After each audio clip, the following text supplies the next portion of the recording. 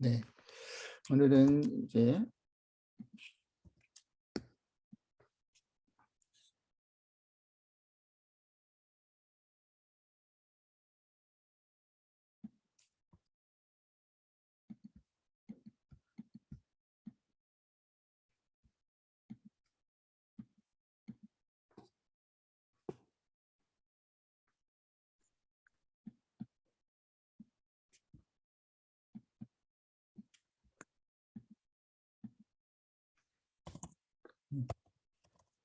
여호수아 7장입니다. 오늘 여호수아 7장 후반부에 나오는 내용이고요.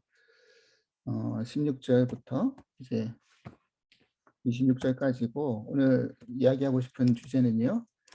아골 골짜기에 대한 이야기입니다. 아골 골짜기는 아가 그 아이성의 전투에서 지는 과정에 그 원인 중에 하나가 이제 아간의 죄가 밝혀지면서 아간의 그 훔친 물건과 그가 이제 그 아골 골짜기에 이제 죽게 되어지는 그 사건의 이제 후반부가 등장하는 내용이죠.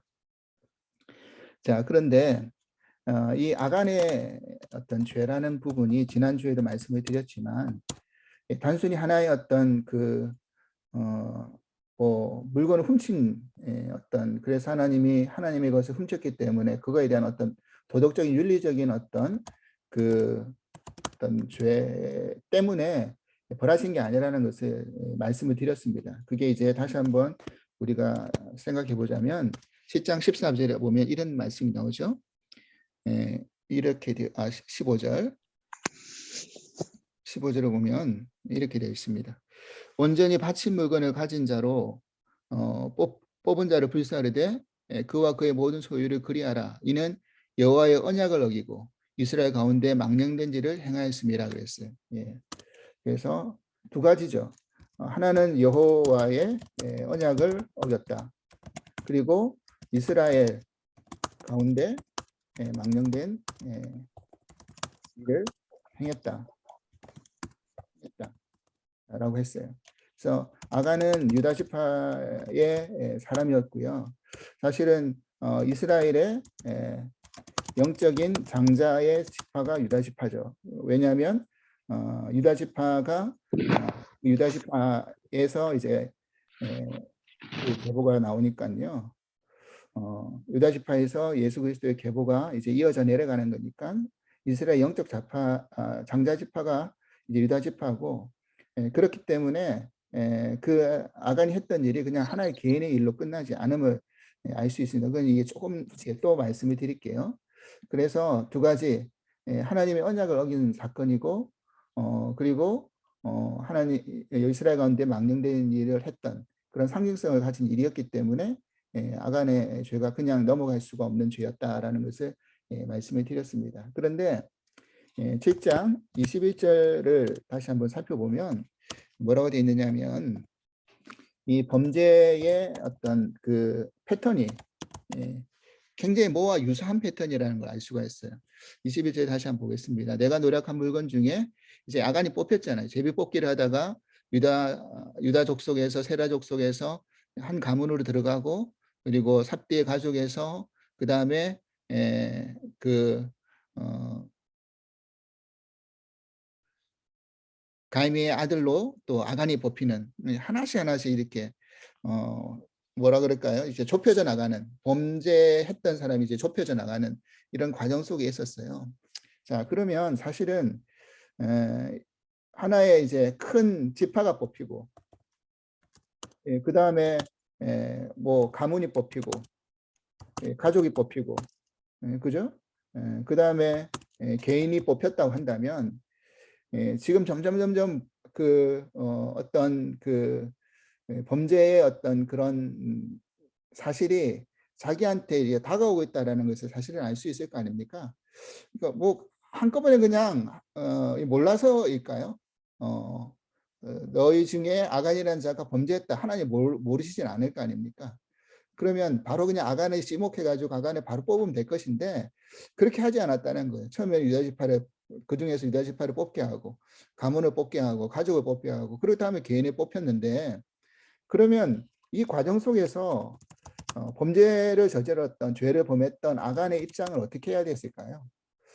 이거는 그냥 넘겨갈 일이 아니다. 이건 점점점 하나님이 나를 지목해 오는 과정이구나라고 깨달았으면 어떻게 해야 되는 게 사실은 옳은 방법일까요?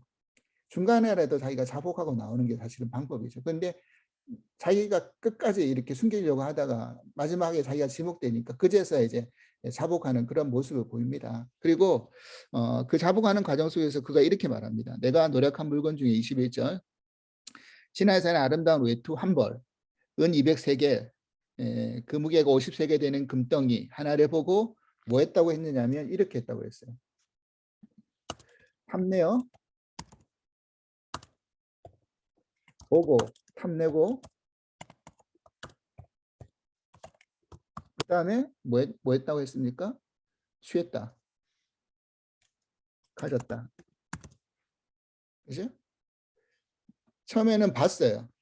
외투 한 벌, 그리고 은 200세계, 그리고 금 한 덩이를 봤어요. 근데 보고 나니까 야 저거 가지고 싶다. 탐이 난 거죠. 탐이 나고 이제 마음으로만 탐낸 게 아니라 자기가 슬쩍 물건을 취했죠. 가졌어요. 자, 이게 어디서 많이 본 패턴 아닙니까? 어디서 봤던 걸로 기억나세요? 여러분 창세기에 보면 하와가 범죄하는 과정 속에서 어떻게 합니까? 그 하나님 먹지 말라고 하는 선악과의 나무를 보니까 나무를 보았죠. 보고 어떻게 했어요? 먹음직스럽기도 하고 탐스럽기도 했다. 그죠? 탐스러움, 탐냈죠. 그 다음에 어떻게 했습니까? 그 나무의 열매를 따서 먹었죠. 그리고 그 먹은 것을 아담에게 또 먹게 했죠. 같이 먹었죠. 이 죄의 과정이 있었다는 것입니다. 그러니까 어떤 범죄 죄라는 것이 이게 이제 이거 첫 번째 이제 하나님의 약속 아담과 하와의 죄 하나님의 약속을 어긴 죄 아닙니까? 하나님의 약속 말씀을 어긴 거죠. 그 근원이 이제 자기가 하나님처럼 되고 싶어고자 하는 그런 사단의 유혹 가운데 넘어간 것이겠지만 하여튼 그 죄를 범하는 어떤 패턴의 방법은 똑같다라는 거예요. 처음에는 보았고 마음속에 탐스러움을 가졌고 그 다음에 행동을 옮기는 취하는 그런 것을 했다라는 것이죠. 그러면 이제 어떤 탐심의 문제인데 탐심의 문제는 결국 뭐와 연결되어 있느냐면 항상 만족 내가 가지고 있는 것에 대한 만족감이 없을 때 일어난다는 거예요. 그죠? 사실은 우리가 자족하고 만족하면 욕심을 내지 않습니다. 그죠? 뭐 이건 충분하다. 이것만 해도 충분하다고 생각하면 욕심 내지 않죠. 근데 그 생각해 보니까 사람의 마음이라는 게 그렇지 않아요. 그러니까 지금 저희 집도 지금 큰애가 이제 새로운 차를 이제 뽑아야 되는데 새로운 차를 뽑으면 사람이라는 게 그렇잖아요. 그냥 하나로 끝나는 게 아니라 거기에 조금 더 옵션도 붙이고 조금 더 좋은 차종 내가 거기서 얼마나 또 더 내면 얼마나 더 할 수 있다 이런 마음이 자꾸 든다는 말이에요. 그러니까 그런 마음이 점점점 들어서 물론 정말 내가 할 수 없는 거를 이렇게 하겠다라는 건 아니겠지만 그런 마음들이 조금씩 우리들에게 다 있다라는 거예요. 셀폰도 마찬가지잖아요. 셀폰도 보면 이게 옛날에는 사실은 이게 뭐 우리가 다달이 얼마를 쪼개내 가지고 진짜 별거 아닌 것처럼 크게 와닿지 않은데 사실은 셀폰 하나 자체가 작은 컴퓨터 하나잖아요. 옛날에 컴퓨터 가격이랑 비슷해요. 거의 뭐 비등비등하죠. 지금 한 대 가격이 한 1,000불에서 1,200불 하잖아요. 그걸 우리가 다이다리 쪼개내니까 그 느낌이 없어서 뿐이지. 예를 들어 가지고 그거를 컴퓨터 하나 산다고 생각해 보십시오. 그 2년에 한 번씩 바꾼다고 생각해 보십시오. 결탄코 작은 게 아니거든요. 작은 비용이 아닌데 사람이라는 마음이 그러니까 젊을수록 더 그런 것 같아요. 보면 더 좋은 거를 바꾸고 싶어 해요. 사실은 2년 만에 바꿀 만한 어떤 그건 아니죠. 물론 성능이 떨어지긴 하지만 배터리가 빨리 떨어지고 뭐 이렇게 그 그 셀폰 만드는 회사에서 일부러 그런 장치를 만들는지 모르지만, 근데 뭐 그거 조금 더 오래 쓰면 3년 쓸 수도 있고 4년 쓸 수도 있죠. 최장으로 가면. 근데 그렇게 빨리 닳게도 만들었지만 더 좋은 디자인, 더 좋은 성능을 예, 바로바로 내놓을 수 있음에도 불구하고 예, 마케팅 전략으로 얘네들이 2년에 3년에 한 번씩 이렇게 계속 업그레이드 시켜가지고 디자인이라든지 성능 업그레이드 시켜가지고 좋은 걸 내어놓아가지고 사게 만들잖아요. 그러니까 사족하고 만족감이 없게끔 만드니까 자꾸 욕심을 낸단 말이에요. 이 말은 결국 어떤 말과 연결되느냐 하면 결국 가나안이라는 땅의 삶이라는 게 어떤 삶이냐 그런 것 같아요. 우리가 이제 이 땅 안에서 나그네의 어떤 삶의 과정을 사는 그리스도인이라고 한다면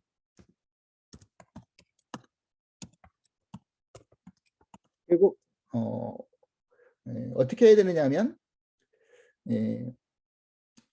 하루하루의 삶을 누구의 힘을 의지하고 살아가느냐의 싸움이잖아요.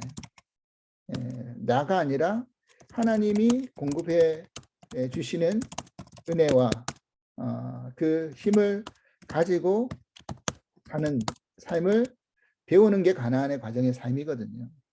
근데 지금 하나님이 공급해 주시는 그것에 대해서 만족하지 못한 거죠. 자, 만나라는 것이 매일매일 하나님이 주시는 공급의 은혜였어요. 근데 이들이 한 40년 동안 만나를 이렇게 계속 먹다 보니까 뭐 했냐면요. 만족 못했어요. 처음에는 꿀송이처럼 다한 것처럼 생각했다가 나중에는 기름 덩어리, 기름 과자처럼 느끼하다라고 그렇게 표현했잖아요. 그래서 더 좋은 거, 더 맛난 걸 먹고 싶어 했어요. 그죠? 그러니까 하나님이 공급해 주시는 게 은혜인데 그거에 만족하지 못해요. 그게 인간의 마음이더라고요.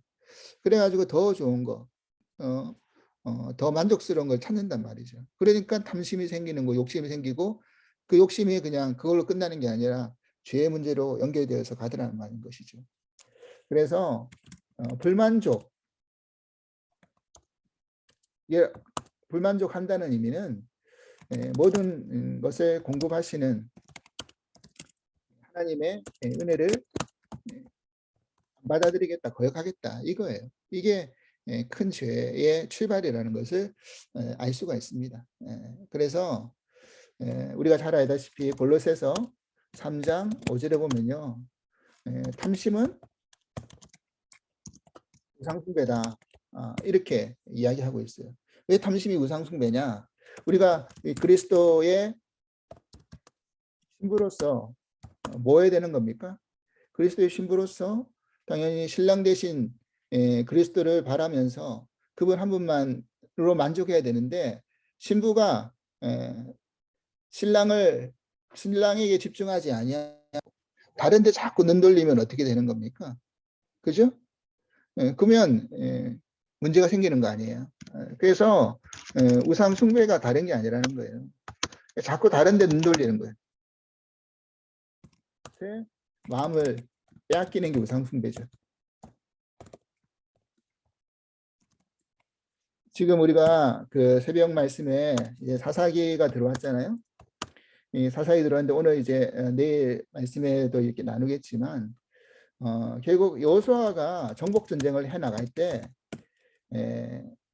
그 하나님이 뭐 하라 그랬냐면 그 안에 있는 모든 민족을 이제 다 쫓아내라고 했어요. 지금 우리가 여호수아의 말씀을 이제 배우고 있는데 다 쫓아내라고 했는데 쫓아내지 못해요. 결국은 잔재를 남겨요. 지파마다 다 쫓아내지 못하고 잔재를 남겨요. 그리고 그 잔재가 결국 뭐가 되냐면 우상 숭배의 씨앗이 돼요. 그리고 죄가 시작되어지고 그로 말미암아 이스라엘이 고통받아요. 그러니까 결국 그건 것 같아요. 내가 이제 버려야 될 것, 남겨두지 못하는 것, 이것이 참 문제인 것 같아요. 남겨두고 있는 거예요. 그것을 못 버리고. 이게 참 문제인 것 같습니다. 그래서 이런 문제에 빠져버렸다라는 거예요. 그래서 사사기에 들어와서의 어떤 그 정복 전쟁을 정리하는 과정 속에서 1장에 보면 그 이야기가 쭉 나오죠. 그렇습니다. 그래서 탐심이 우상 숭배인 이유가 바로 그런 부분입니다. 그러니까 내가 자꾸 다른 데 눈 돌리는 게 다른 것에 눈을 돌리고 다른 것에 절을 해버리니까 우상 숭배를 하게 된다라는 것입니다. 자, 그리고요. 아까 말씀드렸듯이 이것이 단순히 그래서 하나님의 말씀, 언약을 어기는 행위이지만 또 이스라엘 자체에 망령된 행동이었다라고 이야기하는 부분이 왜 그런지 또 설명을 드리면 아까 유다 지파에 대한 이야기 설명도 드렸지만 잘 보시면요. 그가 21절에 보니까 물건을 훔쳐가지고 어디다 감췄다고 되어 있느냐면 이랬어요. 후반부에 보면 이제 그 물건들을 내가 장막 가운데 땅 속에 감추었는데 은은 그 밑에 있습니다. 그랬어요. 그래가지고 여호수아가 사람을 보내가지고요. 22절 이하로 쭉 읽어보니까 뭐가 계속 반복되느냐면요. 장막이라는 단어가 계속 반복이 돼요. 장막이라는 단어가. 그런데 장막이라는 단어가 이제 텐트잖아요. 텐트라는 의미는 결국 저들이 이제 완전히 정착하지 않은 과정 속에서는 장막을 짓고 이동하는 삶을 살았기 때문에 텐트 가운데 이렇게 지냈으니까 임시 거처가 되는 거잖아요. 임시 집이 되잖아요. 그러니까 장막이 결국 하나의 가정이 되는 거잖아요. 결국 이 말은 결국 무슨 의미냐면 장막에 내가 뭔가를 감춰놨다라는 것은 아간 혼자만 알 수 있는 게 아니라는 겁니다. 장막에 뭐 우리가 집에서 뭘 우리가 물건을 감추려고 그러면 뭐 지금 사는 집처럼 예를 들어서 굉장히 큰 집에 살고 있으면 내가 몰래 들어가서 어디다 감춰놓으면 자기가 가족들도 모르겠죠. 그런데 장막이라는 것이 여러분 아시겠지만 텐트, 둥근 텐트 안에 커봤자 얼마나 크겠습니까? 가족이 가는 것이 다 뻔한데 누가 그 중에서 아간이 물건을 가져와서 훔쳤다고 한다면 그 가족이 묵인하지 않고서는 드러날 수가 없겠죠. 그죠? 묵인했다라는 겁니다. 그러니까 한 사람의 개인의 문제가 아니라 그 가정의 전체의 문제고 가정의 문제가 결국 어디까지 이어지는 것인가 가문의 문제가 되는 것이죠. 가문의 문제가 지파의 문제가 되는 것이고 지파의 문제가 결국 이스라엘 전체를 망령되게 하는 문제까지 다 번져나가는 사건이 되는 거죠. 그것을 이제 이야기를 해주는 것입니다. 그래서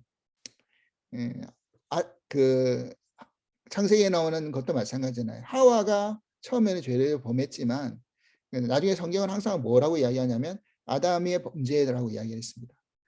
먹은 것은 하와가 첫 번째인데 항상 성경은 하와의 범죄라고 성경에 표현하지 않고 아담의 범죄라고 이야기를 하고 있어요. 왜냐하면 아담이 그 가정을 실질적으로 이끄는 주체고 또 책임자이기 때문에 그래요. 그 대표이기 때문에 그래요. 그래서 아간의 범죄다, 아담의 범죄다 그렇게 이야기를 한 것입니다. 그래가지고 이제 아간이 들통이나 하고요. 아간을 이제 어디로 불러 모으냐면 아골 골짜기라는 곳에 가게 합니다. 이제 이 아골 골짜기라는 말이 우리 아간이라는 말이 결국 그 아골이라는 말하고 연결되어 있어요. 그래서 아간이라는 의미가 어떤 의미냐고 했냐면 괴롭게 하는 자라는 의미거든요. 거기에서 아골이 나왔어요. 아골 골짜기. 그래서 아골 골짜기의 의미는 뭐냐면요.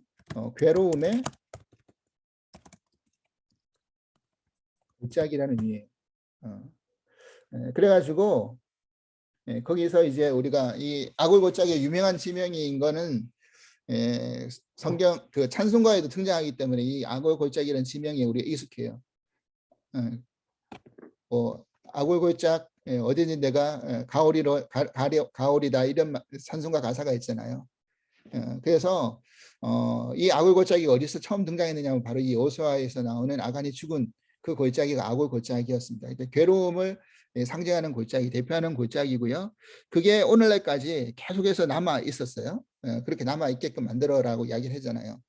근데 이제 이게 이제 여기서 끝나버리면 뭐 우리에게 무슨 영적인 어떤 교훈이 있는가라고 생각할 수 있겠지만 그런데 이제 이 이야기는 여기서 끝나지 않아요.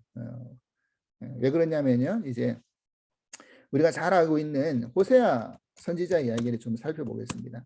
호세아 2장 4절에서 5절 말씀. 호세아 2장 4절에서 5절 말씀 한번 보실까요? 찾아보실까요?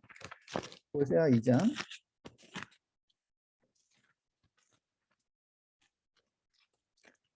4절에서 5절 말씀 보면요. 이런 말씀이 있습니다.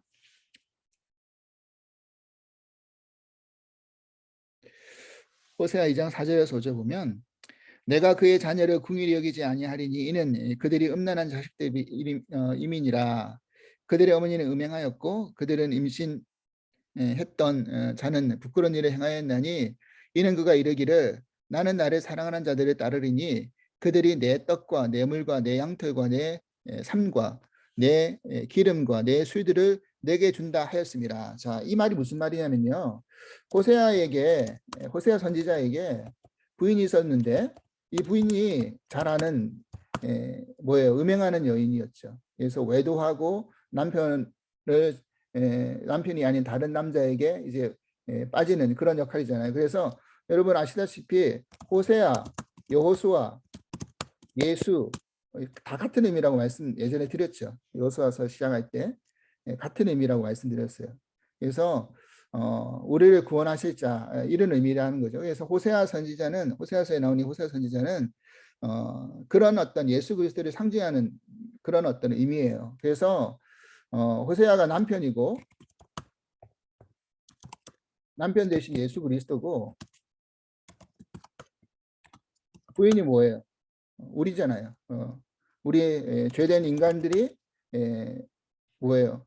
예수 그리스도 남편을 사랑하지 않고 다른 남자에게 눈을 돌리는 외도하는 그런 것을 상징하고 있는 거잖아요. 그런데 이 4절 5절에서 보니까 5절에 특별히 뭐라고 해야 되냐면 이랬다는 거예요. 나는 나를 사랑하는 자를 따른다 그랬어요. 남편이 아닌 나를 사랑하는 자를 따르는데 왜 따르느냐라고 이야기를 설명하는 그 부연 설명이 뭐라고 이야기했냐면 그들이 내 떡과 내 물과 내 양털과 내 삶과 내 기름과 내 수들을 내게 준다 하였다 그랬어요.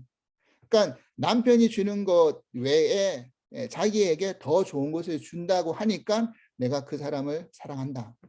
이야기를 하고 있는 거예요. 그죠?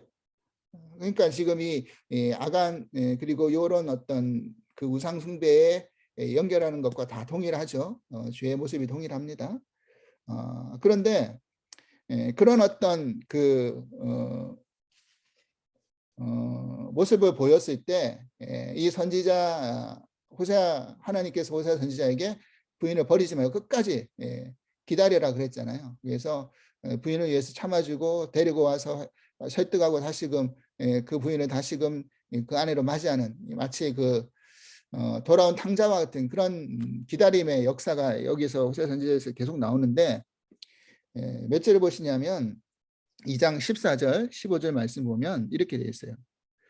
그러므로 보라 내가 그를 타일러 거친 들로 데리고 가서 말로 위로하고 그러니까 자꾸 이렇게 외도하고 바람 피우는 이 여자를 어떻게 합니까? 타일러 가지고 위로하고 그거를 다시 받아주어라 이거잖아요. 그래가지고 15절 보니까 거기서 비로소 그의 포도원을 그에게 주고 아골 골짜기로 소망의 문을 삼아 주리니 그가 거기서 응대하기를 어렸을 때와 애굽 땅에 올라왔던 날같이 하리라 그랬어요. 여기서 아골 골짜기가 등장하죠. 근데 이 아골 골짜기를 뭐로 바꾼다고 그랬어요? 소망의 문으로 삼는다라고 나왔어요. 이게 무슨 의미일까요? 자, 이 말이 결국 뭘 의미하느냐면요. 이 소망의 문이라는 게 그 히브리어로 티아크라는 뜻이 있어요. 그래서 이게 줄 이런 의미가 돼요. 줄. 그러니까 이 소망의 문이 결국 뭐와 연결되는 겁니까? 구원의 줄과 연결돼요.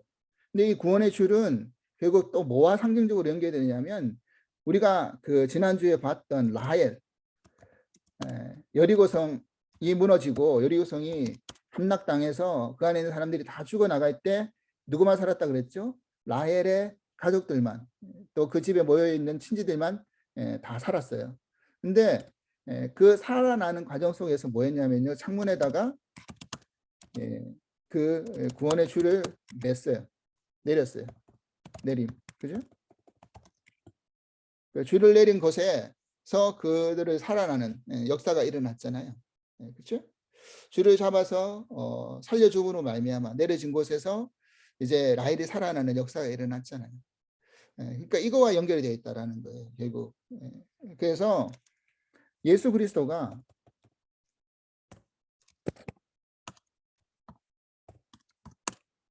사실은 우리가 죽어야 할 장소, 악을 골짜기를 뭐로 바꿔주신다는 거예요. 본인이 죽으심으로 소망의 문으로, 구원의 줄로 바꿔주신다는 거잖아요. 호세아가 부인을 데리고 와서 결국 알고 골짜기를 소망의 문으로 삼게 만들어주는 것처럼 예수 그리스도가 우리를 포기하지 아니하고 우리 대신 죽으심으로 우리가 죽어야 될 악의 골짜기를 소망의 문으로 바꿔주시는 그런 놀라운 역사를 우리들에게 이야기해주고 있다는 사실입니다. 이것이 구원이고 이것이 은혜죠. 그죠? 그래서 이 단순한 어떤 이 악의 골짜기의 이 이야기는 이 이야기로 끝나지 않는다는 거예요. 하나님의 상징성을 가진 그 아간의 범죄를 드러내서 그 가나안 땅의 첫 번째의 시작의 그 어떤 뿌리를 제거하려고 하셨지만 그래서 그 죄를 물으시고 결국 구약에서는 그 아간이 죽었지만 하나님은 그걸로 끝내지 않으시고 결국 그 죄악의 뿌리가 단절되지는 않잖아요. 계속 이제 이스라엘 역사 속에서 단절되지 않는데 그걸 하나님 모르시지 않으시니까 결국 누구를 준비하시는 겁니까? 예수를 여호수아를 호세아를 준비하셔서 그분이 우리를 위해서 죽으심으로 결국 내가 죽어야 될 악의 골짜기가 구원의 그런 장소로 소망의 장소로 바뀌어지는 그런 놀라운 역사들을 우리들에게 상징적으로 예표해주는 그 사건이 바로 악의 골짜기의 사건이라는 것을 오늘 우리들에게 깨닫게 해주는 사실입니다. 그래서 오늘 이 여호수아 7장 후반절에 나오는 아간의 범죄와 그 범죄를 죽은 악의 골짜기 현장이 하나님이 어떻게 또 구원의 현장으로 바꾸시는지에 대한 부분들을 우리가 다시 한번 깊이 생각하고 우리의 삶의 자리가 정말 하나님이 예비하시는 그런 구원의 자리가 될 수 있기를 간절히 기도하겠습니다. 오늘은 여기까지 하겠습니다. 기도하겠습니다. 하나님 감사합니다. 오늘 아간이 범죄하는 그 사건의 현장과 그 과정들을 살펴보았습니다. 먼저는 보았고 탐을 내었고 또 그것에 취하였습니다. 그런데 이 과정이 아담이 하와가 범했던 그 범죄의 그 첫 번째의 그 과정과 동일하다는 것을 발견하게 되었습니다. 우리의 죄의 시작이 다 그렇게 시작되는 거 아니겠습니까? 우리가 눈으로 보고 마음으로 탐하고 결국 내 손과 발이 움직여서 죄를 범하는 이 반복된 죄악의 모습을 우리 스스로 깨닫게 하여 주시고 그 죄악의 출발이 결국 하나님 내게 부어주시는 매일매일 공급해 주시는 은혜에 만족하지 못하고 늘 불만족해서 새로운 것과 더 좋은 것을 찾고 구하는 그 탐심에서 출발한다라는 것을 알게 되었습니다. 이것이 우리의 죄악이고 결국 그 죄악 때문에 우리가 악의 골짜기에서 다 죽어야 되는데 하나님께서는 그런 연약한 우리마저도 아시고 결국 그 악의 골짜기를 소망의 문으로 구원의 줄로 예비하시고 준비하신다는 이 놀라운 구속의 은혜 또한 깨닫게 해주시니 감사합니다.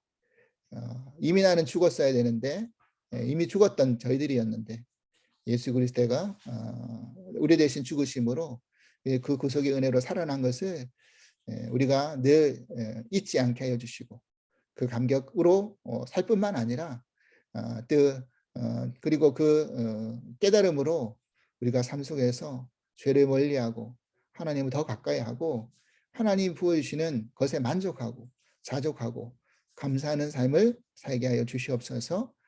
감사하며 예수 그리스도 이름으로 기도합나이다. 아멘.